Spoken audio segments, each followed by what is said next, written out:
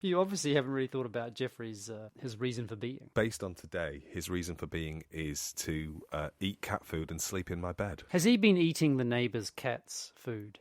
Yes, he has. Oh, he is appalling. It's slightly complex because there's a certain level of enabling going on because Jill delivers bowls to the door that Gracie the cat has decided are beneath her contempt. Also, sometimes Jill's husband doesn't shut the door. Jeffrey goes in the house. Yeah, he just walks in, just like wanders in and has a little munch of the dry cat food. Hey, what's their cat's name? Gracie. Gracie. And how does Gracie cope with Jeff actually being in the house? She sits on a chair and she hits him on his head. Does Jeff pay Gracie any attention whatsoever? There's cat food in the house. Why on earth would he be interested in a cat?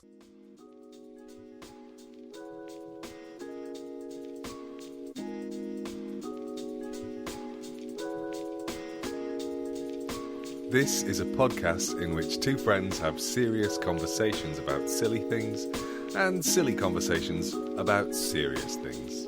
I'm Simon Ellis. And I'm Lee Miller. Welcome to Midlifing.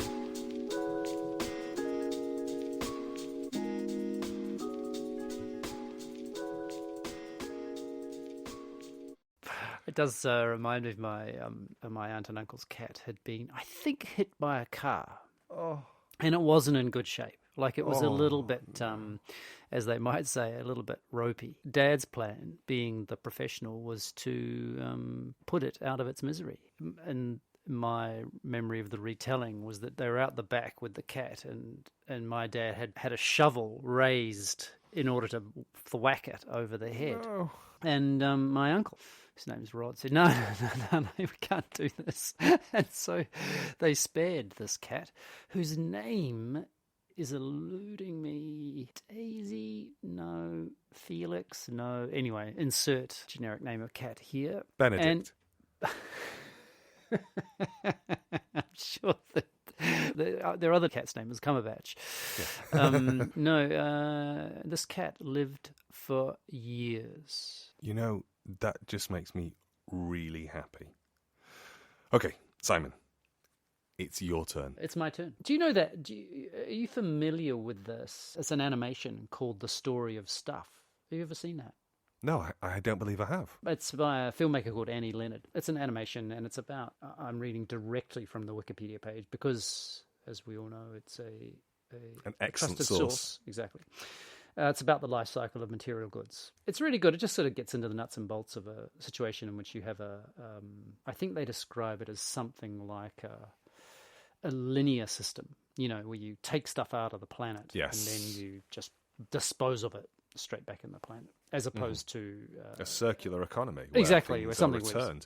Where it's not sustainable. Anyway, I this is not the environment episode. It was more, I was just thinking about stuff, and I wanted to ask you a simple question of the things in your house, and I could limit it to appliances or devices, but I'll let you decide on that if you want. Of the things in your house, which brings you the most pleasure? Oh, the last thing that I would think about were the devices. The things with plugs don't bring me a great deal of pleasure because they feel by their very nature, and this is, I think, speaks to this idea of the story of stuff. They feel relatively temporary. There's planned obsolescence into them, isn't there? So who encourages us?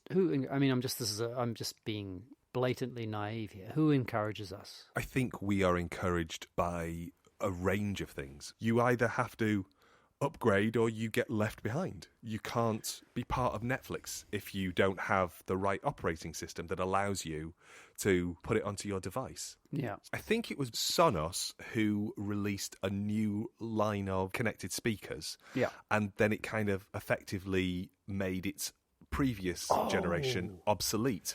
And lots of people had invested a lot of money in whole kind of infrastructure around the house and going, hang about. Ecosystem is the word. Yeah. Ecosystem, that's it. Are you going to not support this with your app anymore? And the stink was so bad that they released sort of two versions of the app, like a kind of a heritage model, if you will, for the old stuff and the kind of the up-to-date one, so that people who had the older, I say old, they weren't even that old, the previous generation could still use it. stuff. So not things that need power. Yeah, or that's true. Is it partly because of the obsolescence thing? I don't know if it's because of the obsolescence. I think it's because I don't take pleasure from them as objects. Oh. You know, as much as I can look at my Bose 700 noise-cancelling headphones and go, ooh, they're very beautifully designed and I really like the hinge, they don't give me the same level of pleasure I get when I look at any piece of furniture in my room, where I just look at it and go, oh, that is nice. So, is it furniture? Yeah. It would be things that I sit on, things that I can look at. I just find furniture to be, well-made, well-designed furniture, not just like, stuff from DFS.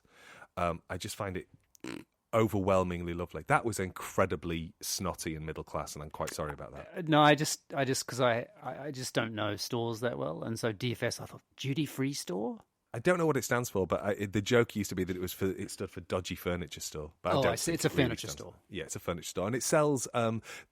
If you watch terrestrial TV, which I haven't done for a little while now, but there used to be adverts just after Christmas that would go, "New sofa now available for $499.99," which was another reason that I couldn't go shopping there, because it's like there's a decimal point in there. Could you put it in? $4,999. Oh, really? They didn't. Yeah. £4,999 as opposed to £49,000. Yeah, no, exactly. It's not that. They go $4,999, and you're like, that's not how we talk. It's good to know. I'm going to make a note of that.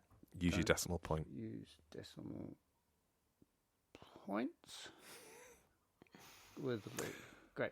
And is there a particular piece of furniture? That's like asking which of my children I like the best. I don't have any, so that's really easy. When we first moved in together, me and Bob, we couldn't really afford furniture. We couldn't afford IKEA, so we would go to house clearance sales. There was we nice. lived in we lived near a cattle auction. A cattle auction, yeah. Most days of the week, it sold animals. I swear you said kettle. I was thinking, wow, that's some serious piece of kettle. A really specific auction. So there was this cattle auction nearby where we lived, and twice a week there would be a furniture auction for house clearance, once on a Wednesday and once on a Saturday morning. And we furnished our first home together buying things at this auction, this house clearance auction. And my favourite piece of furniture is still a sofa that we bought there. It's funny, I don't have the same relationship with furniture. I kind of like to think I did, but I don't. It's it falls into super functional land for me. Yeah. And it's funny you mentioned the chords thing, because I copied you years ago, and I bought a toaster. I was looking at it the other day, and it's a particular type of toaster which is made in the United Kingdom. It's called a Dualit, Dualit. And I have to say, I upped you because you only had a 2-slice one. I got a 4-slice one. Yeah, wow. And this is one of the things that I bought when I first got a full-time job, which was a few years after I first met you. And I bought two things, two appliances. One was a kettle, a kettle, and the other was this toaster. And it's funny because, I make toast all the time. I really like toast. But it's not a thing I need. I mean, I could certainly grill toast in the oven, right? It's not. In fact, it would save quite a bit of space because it's not a small thing. Yeah, they're chunky things. They're chunky. But the thing that brings me most pleasure with it, there are two things. One is that it's mechanical. Yeah. It just has a lever and then a twist thing which has on a spring. Like a dial? Yeah, which is on a spring, right? Yeah. And you dial it up and then it unwinds, basically. Yeah. Mm-hmm. And the best thing, and I've already done this, is that you can repair it. Yes. And so I've actually got the parts and repaired one of done electrical kind of repairing, which, let's be honest, scared the bejeebers out of me. Yeah. And I think there was for months after I'd repaired it, we had a post-it which said "toaster" with an exclamation mark, which was to remind us to turn it off at the wall. Because somehow that might protect us if something had gone wrong with my. But yeah, and that in terms of the story of stuff, wow, does it bring me pleasure? that it's not something that's just going to disappear. It's much more than the toast, like it's so much more than the toast. Yeah, it really is. I love it. I love it. It'll be with me until I die. And I just, anything where if I look around in my house, I think, yep, I'll still have that when I'm dead. Oh, yep, I'll be dead and I'll still have that. Do you know what's lovely as well is that not only will you have it until you're dead, somebody else can buy it at Whip in. Someone like you. Well, we got our first duelet at the same house clearance where we bought the sofa. Did you really? Yeah, we still have it. It's on top of a cupboard in the kitchen, and I use it for parts. So if any bits fall off my silver one... Wait, are you a two-duelet household? Yes, but you don't make it sound like we're fancy, because we're not. Just because we've got two toasters, don't try and shame me for it. It is quite funny because I just read the other day about an arts project. I think it was a master's at a art and design university here in London, and their project was to build a toaster, but to source and get everything from its beginning parts. So, for example, in order to make a plastic cable, I'm pretty sure it's a he. This person approached an oil company to get oil in order to make plastic. No way. Yeah, and so this was just to make what people would probably say is one of the simplest electrical things in our lives, a toaster. Right? Yeah. And they couldn't do it. They kept on having to make all these compromises. Well, I can't make plastic from oil. I'm going to have to get it from this. So they'd source it. And then there's all these slightly more complex things in terms of the way the heating system works, the way in which whatever the electrical current that passes through the thing, and then that retains heat. But eventually, this person finished this toaster and apparently was really anxious about plugging it into a socket. So it just ran off a battery. And apparently it only would just warm up your bread. And then one time just plugged it in and the thing just blew apart. Oh my God. But isn't that a beautiful project though? Yeah, it really is. And I think it speaks really strongly to the things that the stuff that we completely take for granted. And I know you started by talking about the kind of the linearity of the way that we consume. And it just makes me sort of think, what will it take for us to slow down? The need to consume is just voracious. Although that's partly what we talked about last week, was how many David Attenborough documentaries is it going to take before someone takes an enormous amount to change culture, change behaviour, change people's behaviour. Yeah. But I guess I was thinking about here, actually, there's also these things that just also bring us enormous pleasure. And I just didn't want to ignore that, I guess, fact. I don't know. And I guess the toaster is just it's absurd, really, because it is not something I need. There are many things I could say, like the jumper I'm wearing is an old fisherman's jumper, which I just love, and it was cheap as chips in this country. It just blew my mind. Bought it in Cornwall, it's £10. But I will last until I die. I want to go back to what you just said about it takes a lot to change a culture, because I think it does, and I think it doesn't. Did you... Okay, when I was little, you didn't used to have to wear a seatbelt. That's true. And I remember when, I guess I would be, 6, 7, 8, 9, that kind of territory, the rule to start wearing seatbelts was introduced. And it became something that was reinforced with fines and people being pulled over and ad campaigns. And now the idea of not wearing a seatbelt is anathema. Culture changed. Exactly. So it's kind of like smoking too, didn't it? Would you say? Yeah. It wasn't that long ago here, though, as well. I mean, it's only since I've been in this country that the smoking ban happened in pubs. The idea of changing culture is hard, but it isn't hard. It's just there needs to be a decision that's made, and I think maybe one of the problems with kind of stuff and this kind of the linearity of a consumerist society, the idea of kind of, it's part of globalization, it's part of making bigger and getting better and growth, is that nobody has said, stop it. So you're all for regulation? I think I am. But I think I'm a socialist, and I think I'm okay with that. I'm okay with being told what to do if everybody else is doing it as well. I've got no problem with rules. I think that question of changing culture, though, is... I was reminded of that. Do you know that idea of the Overton window? Is that something you're familiar with? Yeah, I think I am. That idea that, that public opinion changes over a period of time, and then the kind of what's possible, acceptable and possible. Exactly, that's right. changes in time, and that the idea of us talking about not smoking inside a building, for example, it wasn't that long ago where just suggesting the mere idea of that, you would have been just laughed out of town. Yeah. And so I like that because it also has a really powerful history in terms of civil rights, and that we can have this conversation now. Public opinion has changed enough in order for us to have this conversation now. I know it's a bit of a swerve on from stuff, but I think it's a bit connected. It's the way what's acceptable in behaviour seems to have sort of taken this quantum leap recently, but it's not like everyone has moved there at the same rate, which I guess sort of in a way takes us back to the mythical concept of cancel culture. I really want to just hold on to that thing about the who gets to decide. Because if we've talked about the Overton window already, who gets to decide for now? But what about 20 years from now when actually we think differently? I read something the other day. It was so great. I don't like the past. The past's an entirely different country. People do things differently there. And to me, it's a really strong thing, which is we don't know how it is that people will behave in the future, and we'll be behaving just as badly as the people we say behaved badly 20 years ago, or 50 years ago, or 150 years ago.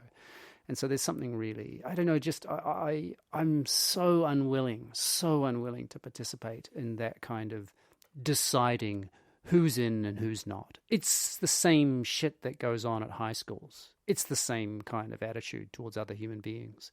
Okay, you know that I'm not on Twitter. You know that I'm not on Facebook. So I don't contribute. You're not heavily participating in that.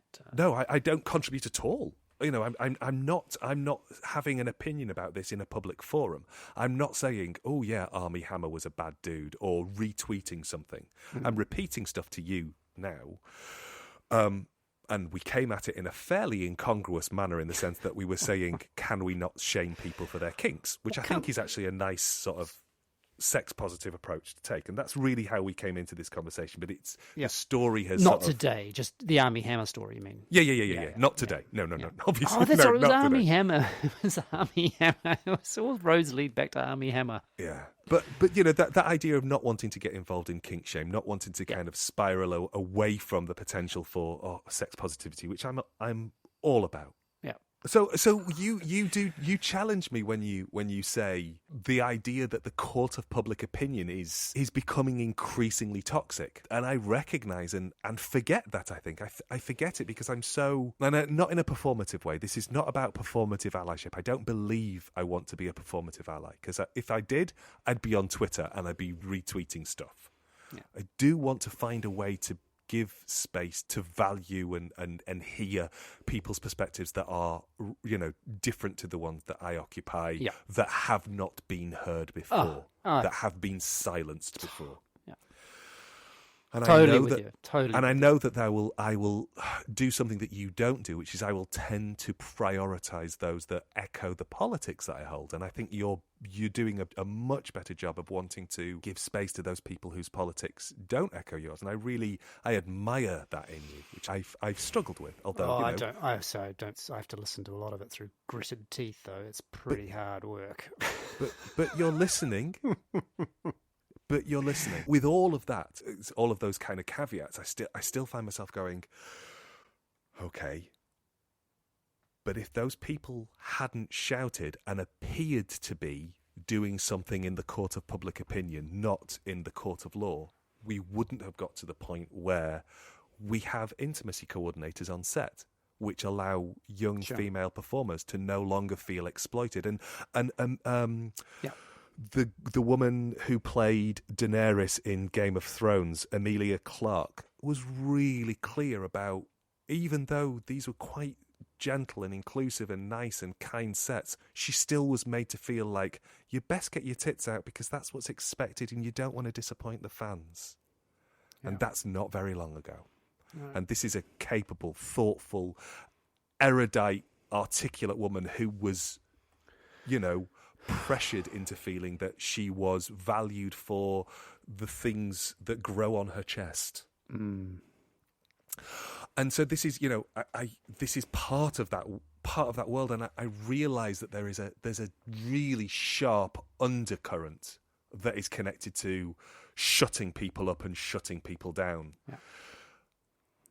Oh, it's just so fucking complex, isn't it? Yeah. I mean, and I'm reacting also because, I just don't like the colour of bullying. Yeah, and it doesn't matter. It doesn't matter the nature of the politics. Politics to me, because I understand profoundly our capacity to ride any way we want over other people, and also the unsightliness of mobs, of mob mentality. It's so easy to be caught up in the snowballing of mob thinking. It's so easy. It's so seductive, and it doesn't matter what the politics are to me. Yeah. As soon as I have such an intensely strong reaction to it, like I really do, it fills me with dread, because it isn't, the politics don't matter. It's the same mentality that did bring us the rise of the Third Reich. It's exactly the same. And if the people on the left think for a second that somehow they're participating in a similar kind of mentality, just because I agree with the politics more, that those politics are more mine, if we don't think for a second that we're participating in a similar idea, uncritically, we're so close to that kind of world. We are the just degree of polarization and the silencing of people, it's so profound. And I'm not saying, and that's not to counter anything you've just said about the importance of the way in which culture has changed for the better for Emilia Clarke on a set, or for a young actor on a set. Because, I don't mean to trivialize the complexity of that. I am not for a second, because those things all matter and they're incredibly important. But boy, if you just see it as black and white, not you. If one just sees it as black and white, it's I find it so dangerous. So we kicked off thinking about stuff, and that led to us then starting to talk about how slow culture is to change. And I think the divisions that we are experiencing in our kind of political and in our social lives, how do we stop this? I think unless we start talking about truth again, and really digging into what truth is, I think we're pretty fucked. But again, we've mentioned this before. I don't think it's made the cut, but that who's responsible for the kind of questioning of truth and the valuable, the incredibly invaluable questioning of it. It wasn't meant to leak out of the universities. Yeah, certainly not in the way. Yeah, not in the way that it then becomes an excuse.